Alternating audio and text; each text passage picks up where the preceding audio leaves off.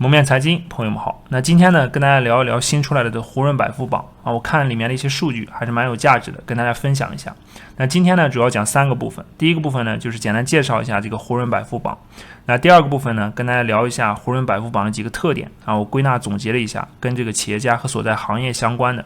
那第3个部分呢，跟大家聊一下我的几点思考，尤其是这个企业家财富积累跟央行放水、货币政策之间的关系。好，我们先来看胡润百富榜。那这个榜单呢，从1999年开始一直到现在啊，已经出了22次了。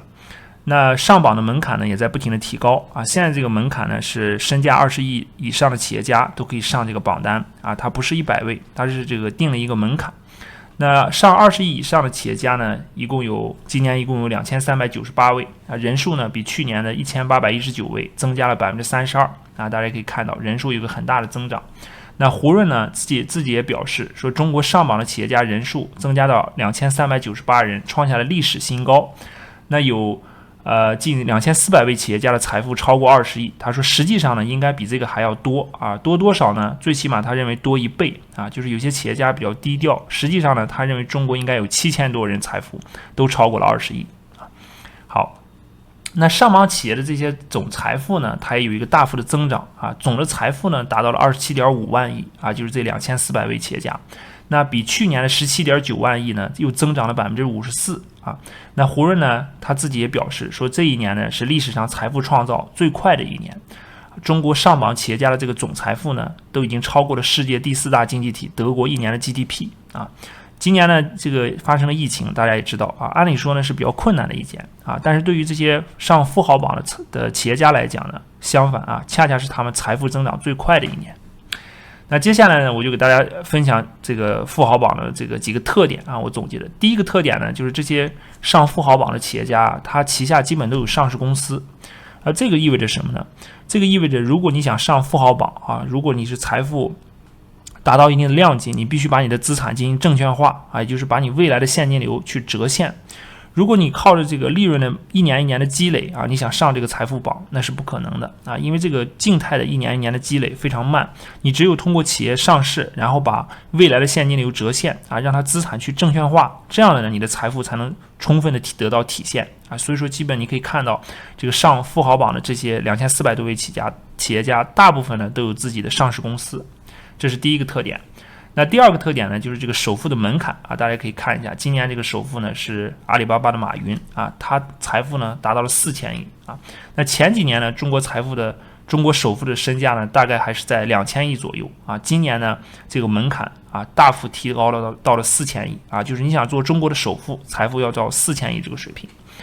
那大家再看一下这张表啊，我列了一下这个前10的企业家的这个财富的量级。你可以看到啊，这个前10的企业家的财富呢，这个门槛在2000亿啊，2000亿以上才能进这个中国财富的前10。那上千亿的企业家有多少呢？上千亿的企业家有41位啊，比去年的19位猛增了1倍多啊。那胡润也表示呢，说今年我们找到了41位千亿级企业家，那在10年前呢，几乎一个都还没有啊。所以你可见这10年来这个财富的积累速度啊，尤其是对于这种顶级的企业家。那大家知道，现在美国的其实首富门槛也非常高啊。现在美国首富的门槛是2000亿美元的级别啊，也就是1.4万亿左右人民币的水平。那在2-3年前呢，美国的首富门槛其实也只有1000亿美元啊，它现在呢快速的上升到了2000亿美元啊，所以可以看到这种财富的突飞猛进啊，富豪财富的突飞猛进不只出现在中国，全世界呢都是这样。那美国的首富呢，现在是亚马逊的贝索斯。他作为亚马逊的创始人呢，他的身价随着这个亚马逊的股价啊，这个在年内这个亚马逊股价增长了73%，那他的身价呢已经超过2000亿美元的这个量级啊，而且如果不是因为经历过一次离婚的话，他和前妻的这个身价总计呢会超过2700亿元啊，2700亿美元，用富可敌国来形容呢也毫不为过。好，接下来我们说第3个特点。第3个特点呢，就是富豪们啊，在今年的这个绝大部分富豪在今年的财富呢都是迅猛增长的，就是你看这前100位富豪的身价啊，几乎呢都比去年有了大幅增长啊，那还有很多呢是比去年翻了1倍以上啊，这个也是大有人在。原因呢啊，大家也都明白啊，因为今年央行的放水啊，他们这个上市公司的股价呢基本都水涨船高啊，所以说他们的市值呢啊也就大幅增长那第4个特点呢，就是行业的一个变化。行业的变化在哪里呢？就是以前上这个富豪榜的富豪榜的行业呢，前3位是制造业啊，这个房地产大健康。那今年呢，这个房地产行业发生了一个变化啊，房地产的这个行业上榜的人数从去年的14.8%下降到了10.6%啊，从1990年以后第一次跌出了前2名，成为第3大行业啊，就第3大造富行业。之前呢都是前2名，不是第1就是第2。那今年呢，大健康行业啊，这个作为黑马上了这个第2名，它从以10.9%的占比的比重，从第一次呢上升为第2行业。所以从这个行业的变迁，我们也能感受到啊，这个房地产的创富造富的机会在逐渐消失，在逐渐退去。然后以医疗健康啊为代表的这种能代表老龄化趋势的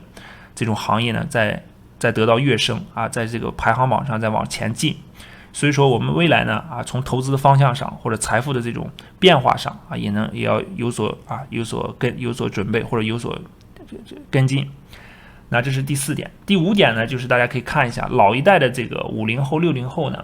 它基本呢都是白手起家啊，因为大家起步都一样，都是从一穷二白开始的，从没有这个市场经济到有市场经济啊，从没有财富到积累巨额财富。那你看80后呢啊，到80后的上榜的人数一共有256位，它比去年呢多了100位。那其中呢76位呢是白手起家的。那90后就更是白手起家的就更少了，90后呢一共有27位上榜，比去年呢多了16位。那其中只有1位呢是白手起家的啊，这一位是谁呢？这一位是29岁的喜茶创始人啊，他呢以45亿的财富首次上榜啊，他所创办的这个喜茶最新的估值呢是160亿啊，所以你就可以看到，越老一代的企业家，他白手起家的越多啊，越新一代的像80后、90后啊，未来00后，他这个白手起家占比的比例越低。好，这个是我总结的几个特点。那第3部分呢，就说一下我的几点思考啊。那最重要一点思考呢，就是今年疫情以来啊，这个财富的增长形态，大家开玩笑啊，说是一种 K 型增长。那 K 是什么意思呢？就是这个有些人是向上的啊，有些人是向下的。那在2020年呢，可以说绝大部分人呢都是比较困难的啊，很多人呢都经历了这个收入下降啊，财富缩水啊，甚至降薪裁员。那向上的一部分人是哪些呢？啊，就是头部的金字塔塔尖的这部分人。那从这个胡润百富榜我们也可以看出来，那头部的富豪这一年的身价呢都得到了空前的增长啊，在全球经济衰退的背景下，富豪的身价呢反而大幅增加。那在过去呢，我们还没有看到过这么严重的分化。那各个国家呢，在疫情冲击之下，可以说是全力挽救经济，把这个宽松的货币政策可以说用到了极致啊。美联储降息到0啊，这个进行 QE， 中国的央行呢也是进行了多次的降准啊。所以说这一次呢，又是一次全球的自08年以后啊，又一次全球的大水漫灌，它推升了资产的价格，出现了这种经济的越差啊，出现了一种经济越差、资产越涨的这种现象。那超级富豪呢，他们拥有的资产最多啊，尤其是旗下有上市公司，所以他获益也最大。那这个现象，刚才讲了，从08年啊，全球金融危机以后就一直存在，而且呢是越演越烈啊。只不过今年呢，这个趋势被演绎到了极致。那如果换句话说呢，就是说如果今年没有新冠疫情的存在啊，那这些超级富豪的身价呢，可能还没有现在这么高啊，可能也没有涨的这个速度这么快啊。但是问题呢也来了啊，就是这个货币政策呢，它其实不是万能的啊，它更不是雨露均沾的，因为放出来的水呢，并没有平均的流到每个人的口袋里去，它无法给经济困难的家庭呢雪中送炭啊，它只能让少部分人呢锦上添花。那放水呢，它推高了资产的价格，而富人呢本身就拥有非常多的资产啊，他可以坐享其成，得到这个身价的提升。那相比之下呢，穷人的收入非但没有提升啊，反而还伴随着这种资产价格，尤其比如说房价的上涨啊，他的这个生活越来越困难。穷人呢可以说越来越难积累财富啊，那拥有资产呢就更是无从说起了。所以现在这个整个这个财富的分化情况呢，就是越来越恶化，进入一个恶性循环啊。如果继续全球央行以这种货币放水和这个信贷刺激的方式来刺激经济的话，那这个呢是一个我们已经进入到一个非常纠结的非常这个背离的、分离的这个撕裂的时代。就是在资产价格已经很高，而且快速上涨的背景下，那大多数人的劳动收入呢都无法有效的改变自己的财务状况和社会阶层。那上班打卡呢这种意义变得微乎其微变得只剩下这种养家糊口了。那在现在这种现实面前，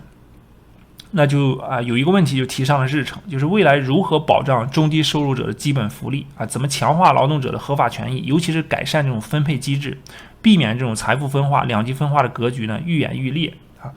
那同时呢，我想这个也意味着全球的这种货币制度信用货币体系的改革。那之前呢，在这个关于走放水的老路就是之前我给大家讲过一个故事就是如果你继续走这种放水的老路呢，就容易出现一个情况那这个故事是这样的，就是一个富有的地主呢买了一头牛，而他的邻居呢是一位贫穷的农民一辈子都买不起这样一头牛。于是呢，这位农民向上帝求助，没想到上帝呢居然回应了他的祈祷，说自己呢可以帮帮他。但这位农民呢并没有要求上帝给他一头同样的牛，而是告诉上帝把富人的那头牛给杀了所以大家可以感觉到，如果贫富分化越来越严重极少数的人2%的人占有那80%甚至90%的财富，那这种财富分化的程度呢达到一个极端以后那有一个历史时期可以对比就是1929年当时的大萧条的前夕财富的分化也是非常剧烈。那在1929年大萧条之后发生了什么相信大家也都知道。那这一次呢，如此分化的财富的情况下，我们又会走向何方呢？那在2000年前中国伟大的思想家孔子在《论语记事》的第16篇其中有一句话叫“不患寡而患不均不患贫而患不安，盖均无贫，和无寡，安无寝”。好了，今天的分享呢就到这里，感谢大家的观看，我们下期再见。